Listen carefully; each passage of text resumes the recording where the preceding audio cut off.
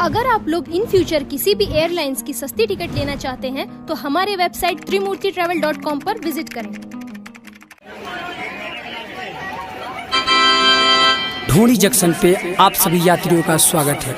यात्रीगण कृपया ध्यान दें, गाड़ी संख्या 000-414 ढोंडी एक्सप्रेस जो कि चोलीपुर से होकर लहंगागंज के रास्ते बेलाउज नगर जाती है, प्लेटफॉर्म संख्या 1 पे आ रही है। कृपया छीना झपटी करने वाले छीनारों से सावधान रहें।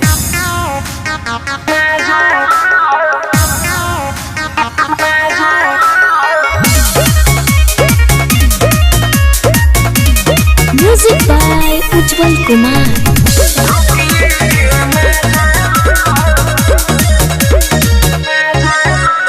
बिजली से चले नहीं चले ईडी जोर से,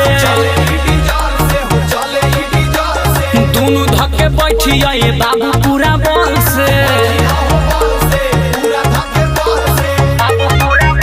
अरे तुम संभल के खड़े खड़े चलो चाहे धइये के पाजालो, खड़े खड़े चलो चाहे धइये के पाजालो। ढोंडी एक्सप्रेस में भैया ढुकिए के मजा लो, ढोंडी एक्सप्रेस में भैया ढुकिए के मजा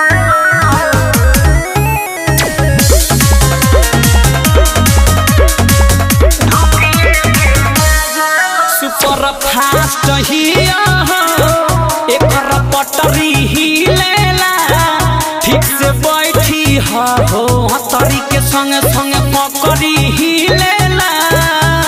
समझ में आवा नहीं? सुपर फास्ट ही एकर पटरी ही लेला, ठीक से बैठी हो हतरी के संग संग पकड़ी ही लेला।